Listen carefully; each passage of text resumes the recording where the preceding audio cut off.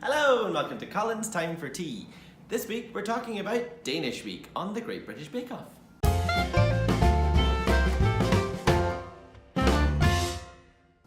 My tea this week is Bird and Blend, Nearly Nirvana. Nearly. If you are new to my channel, basically what I do is, my Colins Time for Tea is me talking about stuff. This week I'm talking about the Great British Bake Off Danish Week. So how I split this up is I talk about the signature, the technical, the showstopper, a little bit about the fashion, some innuendos, and anything else I feel it's necessary. Interspersed throughout this, there will also be some of your tweets from the week. I basically scour through Twitter and find out the things that you've been talking about and throw them around my face to keep it a little bit more interesting for you. So this week is Danish Week and Sandy is Danish, so she is delighted. They've dressed up, Noel and Sandy have dressed up at the start. Sandy looks a little bit like Gimli from Lord of the Rings and Noel just looks like Bugs Bunny doing an opera. So we're going to talk about the fashion of Bake Off.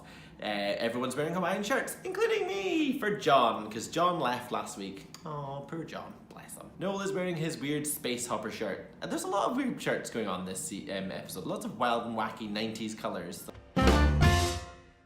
So we're going to talk about this signature. So they had to make an open-faced sandwich of any flavour using their own rye bread. It usually takes 24 hours to make, so they of course have given the bakers, 3, maybe an hour, cranked up the heat. Why not make it really cruel for them? Very unfair to say that their bakes are underdone or overdone or whatever when they don't give them the correct amount of time. Do you? I remember one year they let them do something overnight. They let them prove something overnight. Oh, I tell you, it's gone downhill since Mary left. So basically what they're making is smørrebrød, and everyone saying it has said it completely different, including Paul, including Sandy, who probably says it correct because she's Danish. And Prue says that what they're looking for is something that's beautifully combined with simplicity. So that's it. Done. Sorted. Thanks, Prue. So Rahul had done smoked salmon and a million other things that he was talking about. And he's also making cheese. How do you even make cheese quickly? I don't know. Sandy was explaining to Ruby that the sandwiches in Denmark have names. So there's one actually named after her dad, which is really cute. So Ruby calls hers the post-gym sandwich, which looked so good. Bridie's doing 2 doughs, so she kind of, she's going to make it like a marble sort of bread, which, fair enough, you want to give yourself a challenge. And then she also then talks about the fact that Paul wandering around gives her nausea and fear. I'm like, well, don't make things so difficult for yourself then, Bridie, don't do it. And then she's making tomato swans. That's so cute. Bridie, drop the swans. She dropped the swans. Oh, I'm not really sure. All the bakers have gone savoury, Nora's gone sweet. Manon has done a cheese fest, which I'm happy with. And she's using a pan, not a tin. I didn't really understand why or what the reason was, but when it did come out the oven, it looked so good, so I presume that was the reason? I don't know. She said it was something to do with it sticking or rising. I don't know. Paul seemed to understand it, but he wasn't really talking about why it would be more helpful to maybe use a tin. I don't know why he was so mysterious. It's very cruel, to be honest, when he comes in and is all like, you're doing this? I know better.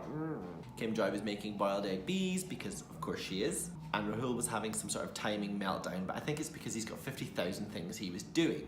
Come on, Rahul. Simplicity. That's what Prue's looking for, simplicity. So both Bryony and Rahul, they'd left their baking a little bit too long to prove, which meant they didn't have as long to bake, and then they had to take it out, which meant that they couldn't cool it, which meant it was undercooked. So that's not good. So the judging, apparently Ruby could have cut her slices a little bit thinner. Apparently Bryony shouldn't have given them an entire loaf. She gave them a huge doorstep, so that was the thing. So apparently it's thinly sliced. We've learned, thinly sliced. Manon's cheese and fruit, they wanted a little bit more colour, not very strong with the rye flavour, and a little bit too sweet. Chutney worked well, but it wasn't really Danish. It was more French loaf, apparently. Manon, a bit too French there.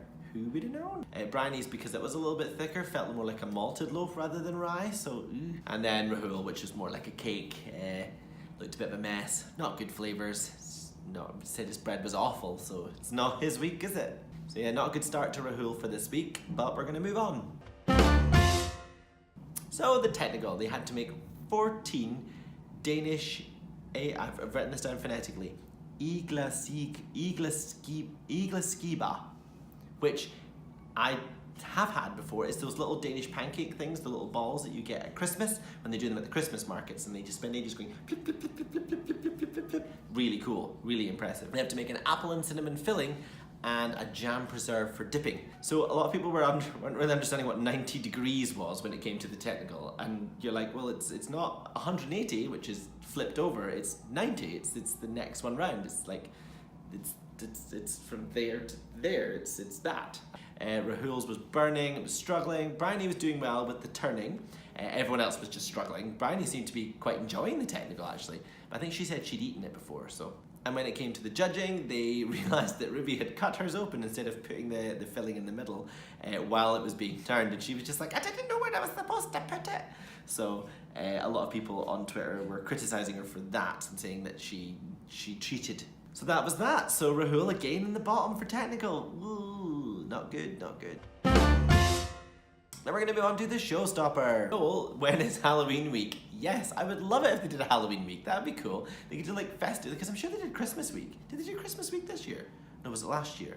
I think it was last year. And then Paul was talking a little bit about Rahul saying his confidence got hit hard. And as we saw last week, when you criticise Rahul, his confidence just goes and then he just can't really do much. So he's just going to struggle through this Showstopper, I think. So what they have to make is a I'm not going to say it. What they have to make is a Danish pastry. They have to make it of a person and then of someone they know, lots and lots of different pastries in that style, and then you cut off the head, and when you cut off the head, you scream. So that's that. So Bryony was making hers for her Nana Pat, who's 93. Whew, well done her. She's making toffee heels and a fancy marshmallow dress. Very cute. Ruby was making hers after her sister from when they were younger.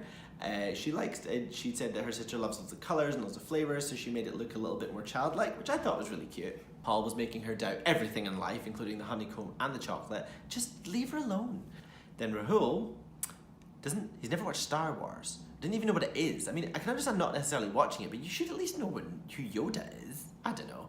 So Noel just continued to be Yoda, and Rahul's just like, had no idea, not a clue. He's making his after an Indian king.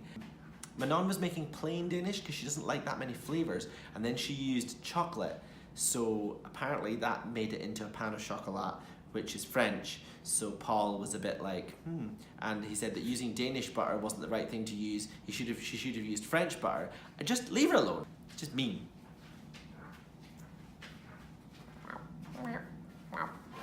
Sam's coming. So Kim Joy was making hers after her friend who loves opera, or is an opera singer. I think I don't know. She has an amazing, delicate painting going on, but it's decorating. It's what Kim Joy does. She does it well. It looks like a stressful thing to make, but also really fun. I think I might give that one a try. I don't know who I'd make it of though. Maybe my own face. Rahul giving us some great medical advice on humans have one head. Thanks, Rahul. Don't know who Yoda is, but you got the human anatomy. Spot on.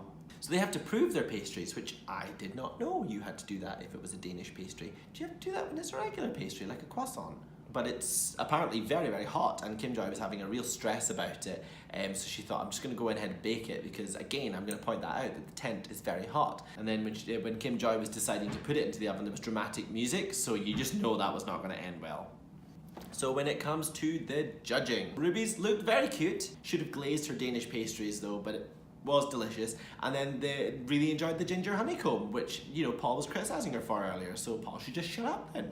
Manon, hers looked adorable, and she had some cute marshmallow plating, which I thought was really sweet actually. I think I might do that at one point if I'm ever making marshmallows. I'll plate it all together and do some sort of decoration with it. I like that idea. Paul was judging the plain Danish and saying it was French, and that it was overbaked because the butter seeped out and ended up flash frying in the pan. So if it's like really crispy and burnt in the bottom, it means that the butter is essentially just fried it. So, good chocolates, poor baking. Salzman on. Kim Joy, she had exquisite piping. The design was impeccable, but she had issues with the butter as well. So it's dry, it's underbaked, and it was underproofed, which we kind of knew because she didn't let it prove. And then she started crying.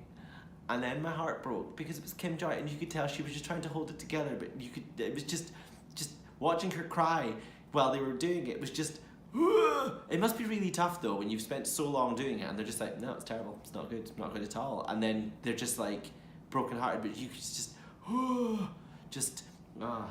So Bryony's Nana Pat was adorable, the dress detail was very cute, and she had to point out that the marshmallow necklace is not a beard. Good flavour, good bake, well done Bryony. So that's her top of the technical, did really well, and I think the first lot was, her signature was okay too. Oh no, her signature wasn't that good, her signature was doughy and not very good at all. Oh well. Rahul's looked awful, was burnt, not very tasty. However, they were gushing over his chocolates, which I'm like, okay, fair enough, but the baking wasn't good, considering you've criticised everyone else for their baking. We all know where this is going if you've seen the episode. So Ruby gets Star Baker, which I think is great. I think she deserved it. A lot of people thought that Bryony should have got it. Possibly a very, very close one this week. A lot of people had a lot to say about the judging this week, in particular because Manon left and not Rahul, which, I'm sorry, but Rahul should have gone. He did not do well this week. And I know that you could say but he's done well other weeks, but other people did well. Dan was doing really well and they sent him off packing when he had a poor week. John was doing well and they sent him off packing in vegan week. Yeah. So a lot of people weren't too happy about that and they're all like, it's a fix, I'm never watching again. Now stop being so dramatic. There was the argument that she did do a lot of more French baking than Danish baking, but at least she baked something and didn't burn it all. What are your thoughts? Put in the comments below if you thought that Rahul should have gone over Manon. Okay, so we're going to move on to the innuendos. Quite a few this week. Manon asking Paul to give Rahul a little tip. Ruby talking about things being not too sloppy. Bryony greasing the balls, and then there was the chat about the size of the balls that Ruby and Noel had. Then Ruby's also, what hole are you talking about? I didn't know what hole I was supposed to put it in. Hole. And that's that. So next week is the semi-final, which is patisserie week. Ooh, patisserie. It's a 5-hour showstopper. 5 hours. I have no idea what they're going to be making. I'm excited though. So that's pretty much me for this week. I've got my tea to finish. Don't forget to subscribe, follow me on social media, drink your tea. I'll see you next week.